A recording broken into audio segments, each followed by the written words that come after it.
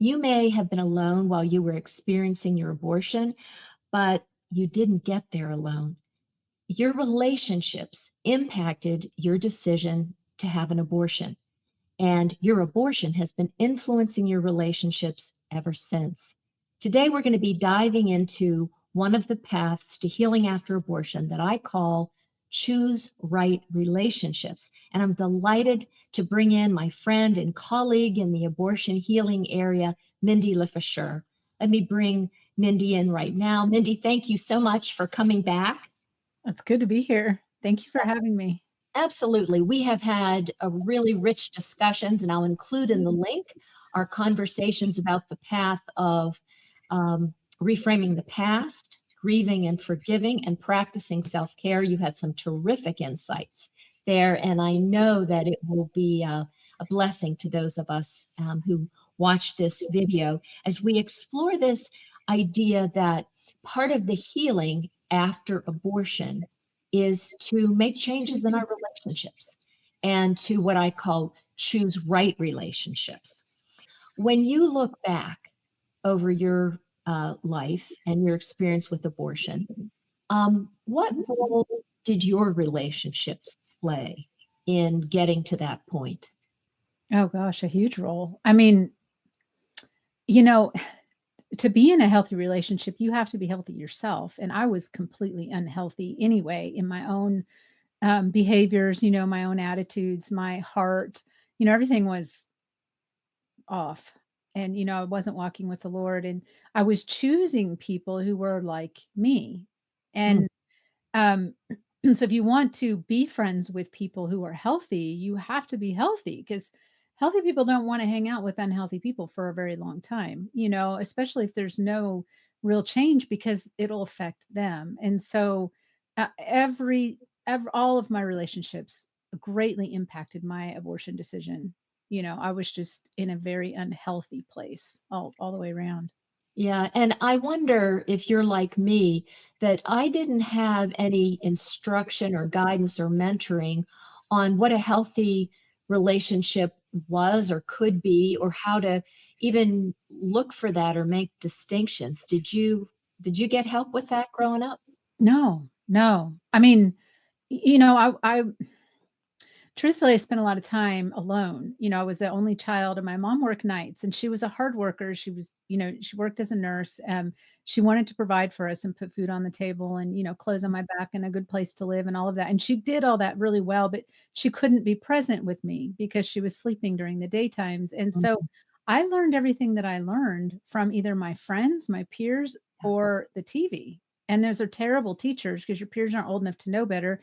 And the TV is just it's not true anyway. It's Mhm. unrealistic and a fantasy, and so it just yeah, that's I didn't learn. I didn't Yeah. learn well. I learned, but I didn't learn well. Yeah, and I think for me, I was so desperate for connection Mhm, uh, with with the opposite sex. I was the youngest of four daughters, and I just felt so strongly I needed that validation from a mhm, guy mhm. that I was attractive and desirable and all that stuff, and I was terribly shy.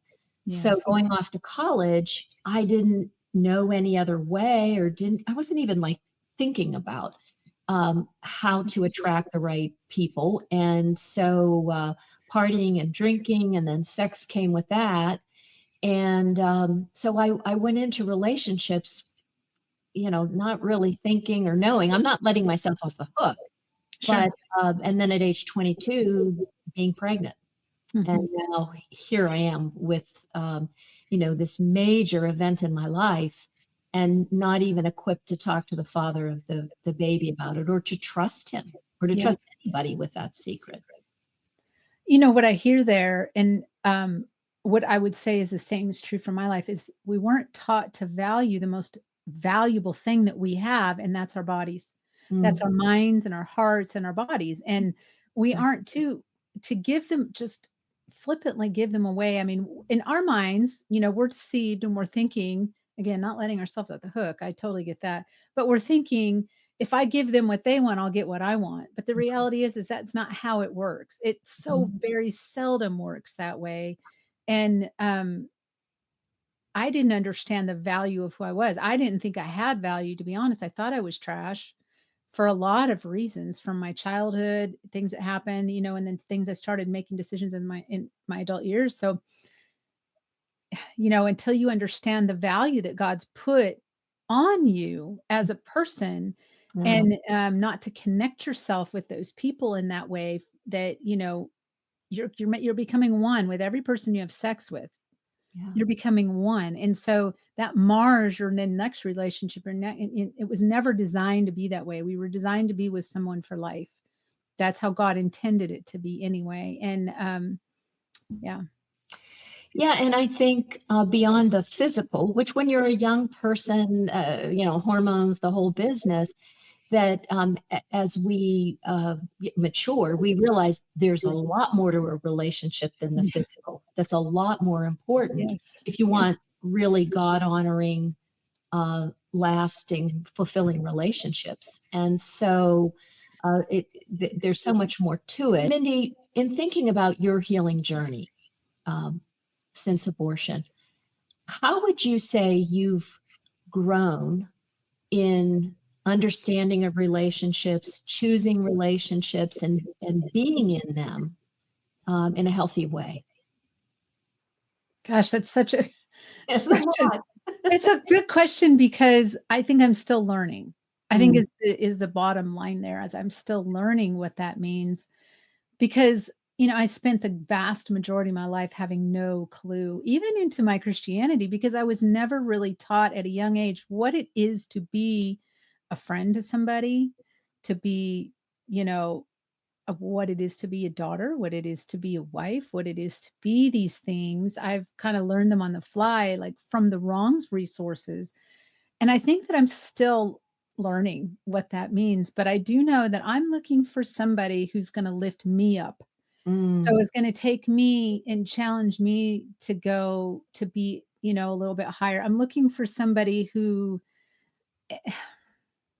has good values in and of themselves, that is going to allow me to talk and I can listen to them. So like there's a shared values there of, they're like I think what they have to say is valuable and vice versa. And I'm looking for my heart to be filled with love for people. And I think that's important, when we're looking for healthy relationships. What are we looking for? Are we looking for someone to fulfill something in us, or are we looking to bless them?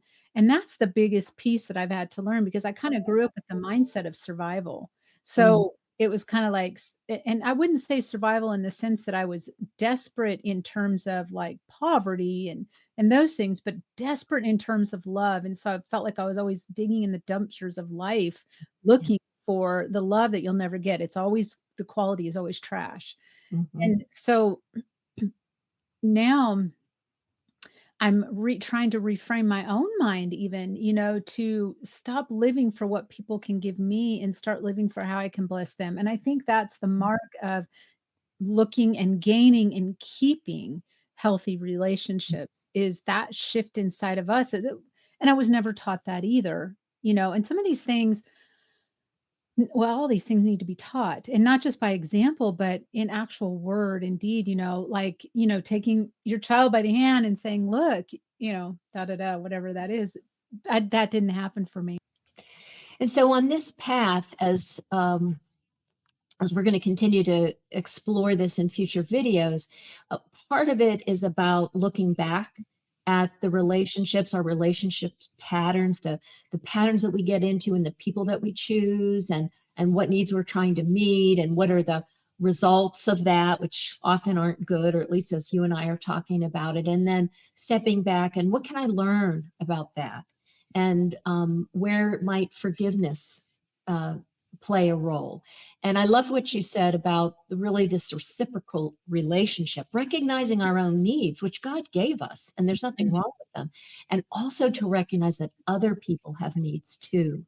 And one of the big takeaways when I've been walking this path is to realize the potential I have to really hurt people. Mm. In wanting to meet my own needs, Yeah. I have really hurt some people directly and kind of, Yeah. a couple off. And so, uh, facing that and seeing that in myself and developing the humility to repent of that.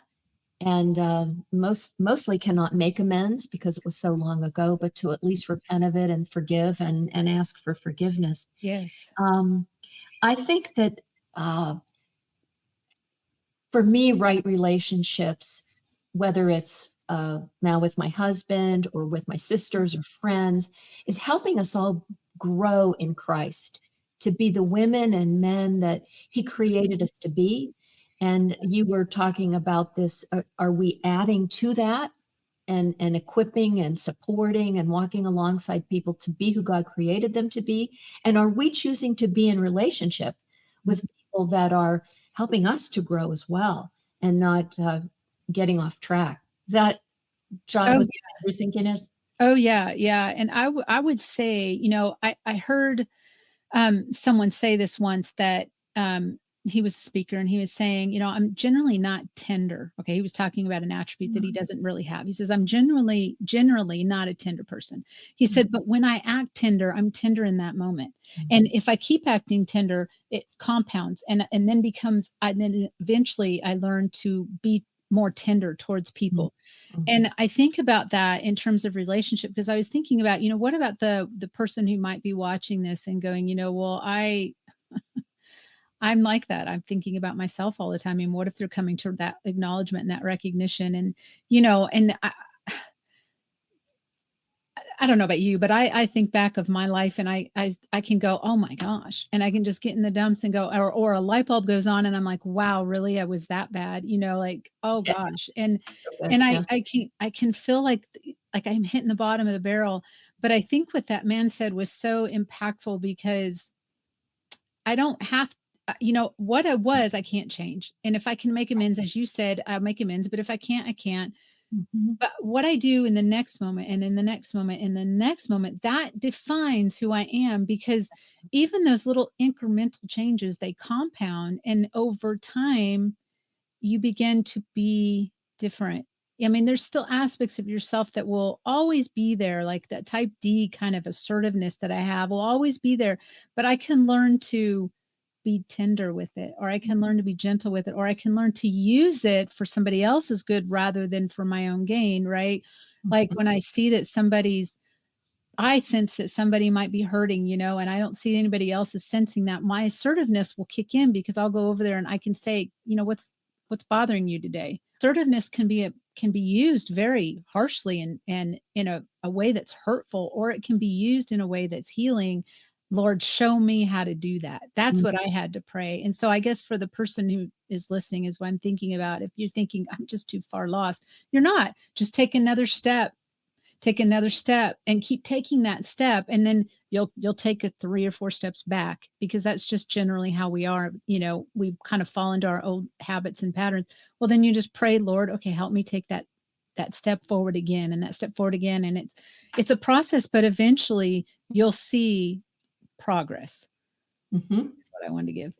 Absolutely. Thank you so much for what you've so well described, this process of examining and rebuilding our relationship. And I've put a link here to another video which covers our path of creating the future because God has great plans for our future. And He did not intend for us to walk through life alone. And so many of us Yes. after abortion um, begin to believe that there's something fundamentally wrong. I Right. didn't believe that I was capable of loving or capable of being loved. Oh, And, yeah. and that is another one of those lies, isn't it, Mindy? Yes. And Yes. so, in this path of healing after abortion, choosing right relationships, there's a lot more to that. And I really appreciate, Mindy, that you were here for us to just start, you Thank know, you for having me. unpeeling some of that Yeah. onion. And I Yeah. hope, uh, I hope I'll see you again soon.